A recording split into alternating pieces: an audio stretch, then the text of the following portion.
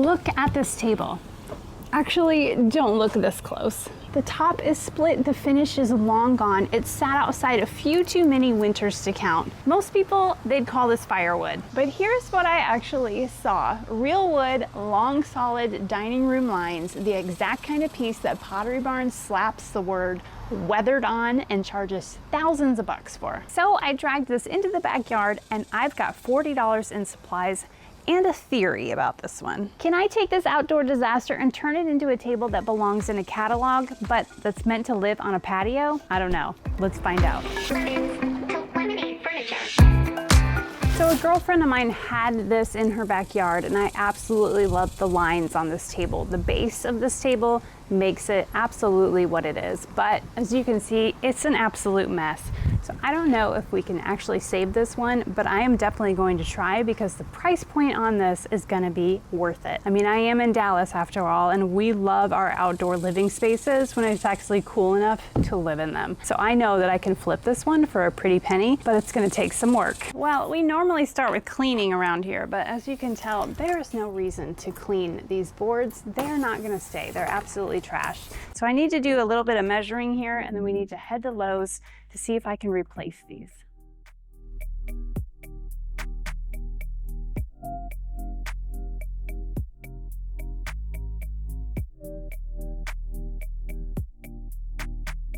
So I think these are going to be the best option for what I need, and if my math is correct, I think I need 5 of them.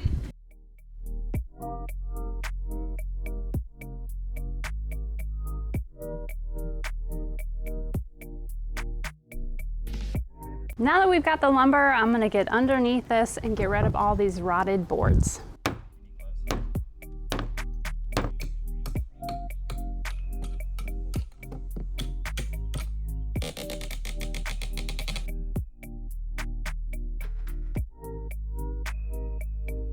So we flipped this over and it had huge bolts underneath it holding this tabletop on top, but it was really important to get this tabletop off because it is full of screws that's holding in the boards that need to be removed. So now that we've got this top taken off, let's get all the screws out of here.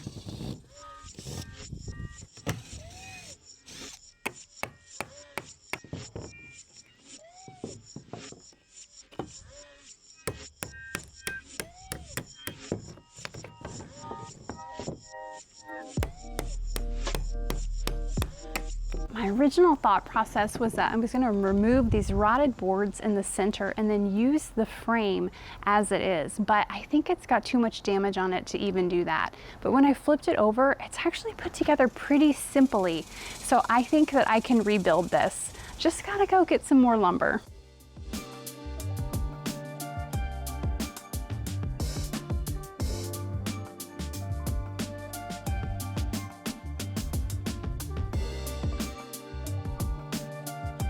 I almost got ahead of myself. This whole thing still needs to be cleaned. So I've got my scrub brush, my simple green, and some warm water, and we're gonna get all the cobwebs and dirt off of this.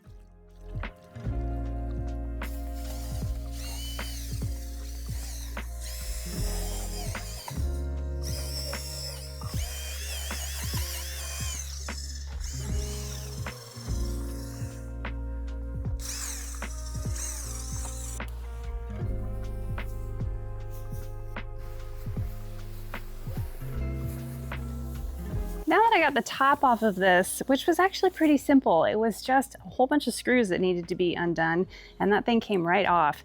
So now I'm gonna work on the base. It really needs to be sanded.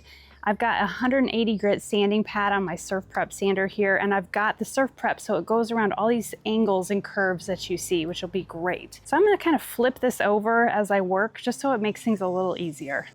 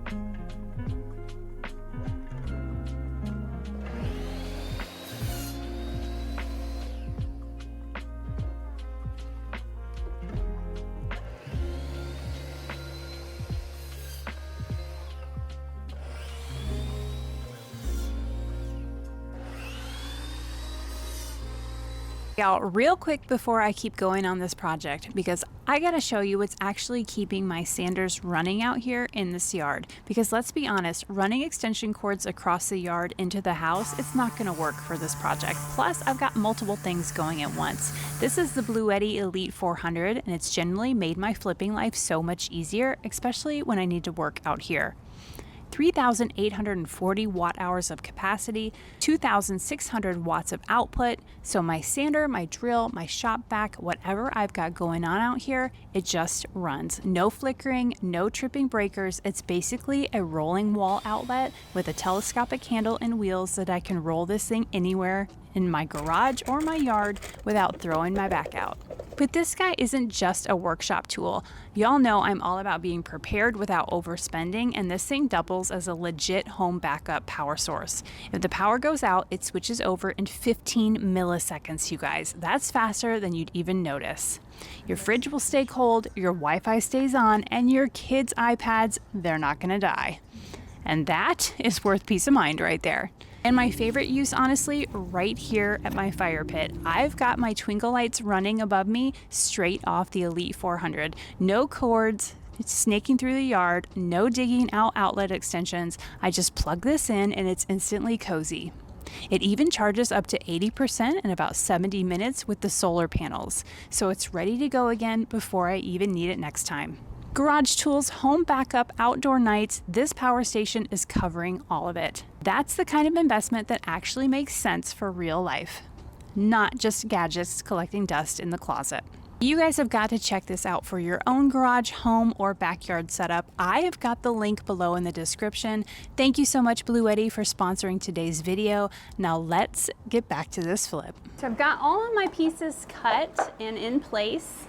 I used the I-frame from inside of the original table. That was in pretty good shape. We're gonna keep that so I can make sure all my boards are exactly where they need to go. And all I did was use the template from the main table here. When I flipped it over, I could clearly see how everything was built. So I just made the new wood look exactly like this. Now I need to just create some pocket holes on the new top here, and it'll all be in place.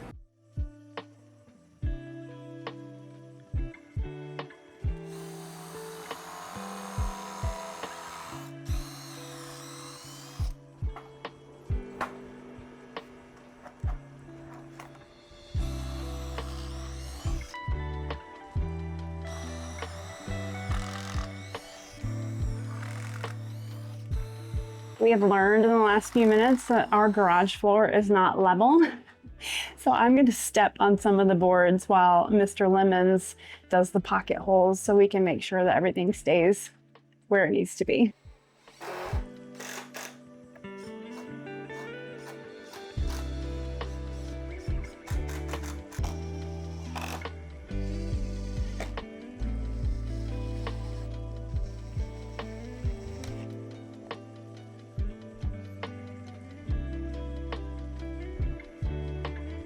You guys, we built a table.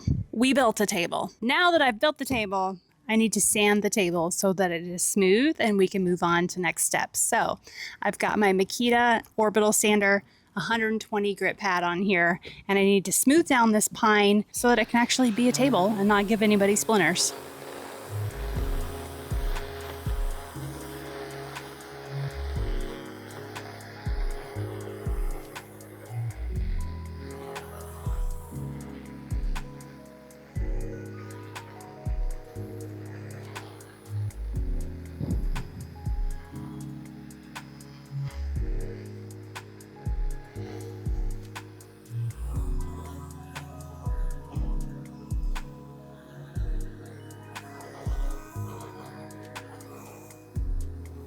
All right, I need to head to Sherwin to get our stain that we're going to use today. I still haven't decided on a color, so I want to go in store and see exactly which one I want. Plus, I don't know anything about outside stains, so I need to go ask a few questions. Let's go figure out what we're doing.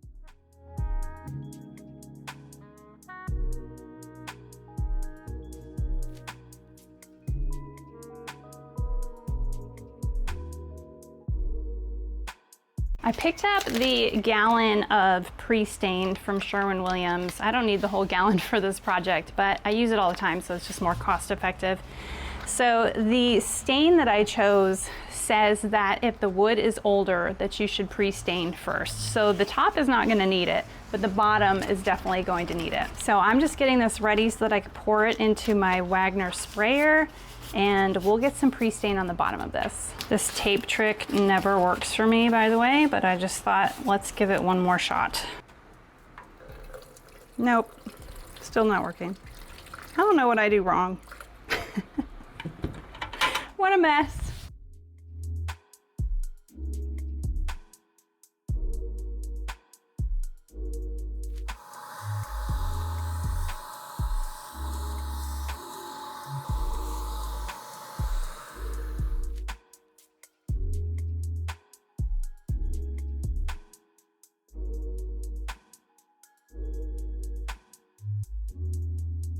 Now that the pre-stain is on, it's got 30 minutes to set up, so I'm gonna go ahead and get started on the table. I've got our stain color, again, this is Hawthorn, and it's in a semi-transparent because I've got two different types of wood. So the tabletop's pine, the bottom base is most definitely an oak. I'm not delusional, they're not gonna end up the exact same color, but I chose the semi-transparent so at least it looks, you can kind of see like this is not a see-through stain, but I wanted some of the wood grain to show through, but I still need to be able to match the bottom and the top. So fingers crossed, I've got something that's dark enough that'll help blend the pine into the oak. Let's try it.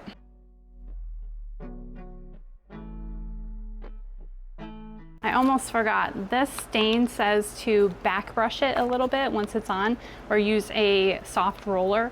So a fan sent me this not too long ago with the roller kit, so thank you so much, whoever that was. You got it off my Amazon list and it didn't have a card, so thank you. I'm going to use it on this project.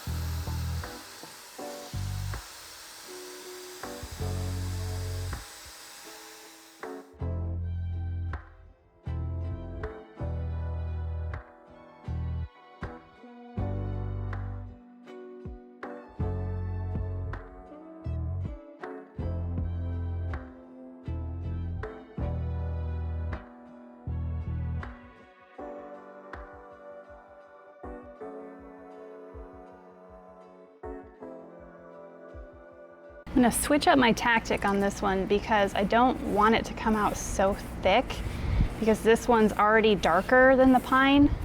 I just want to put a light layer on, and the sprayer was making it really heavy. So we're gonna brush this on, leave it on for just a second, and then wipe it back, and hopefully I can get those two pieces to blend a little better this way.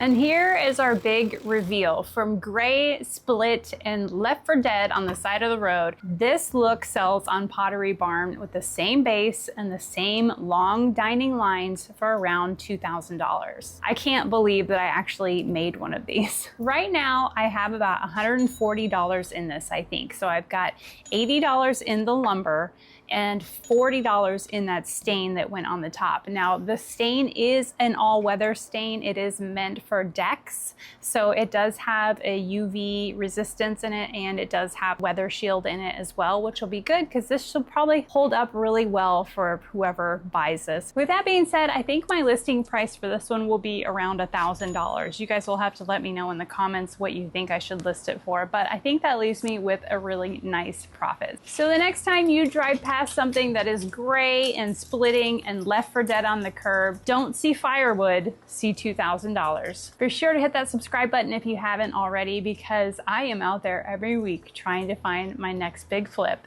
Thanks guys so much for sticking around, and I'll see you next time on Lemons to Lemonade Home.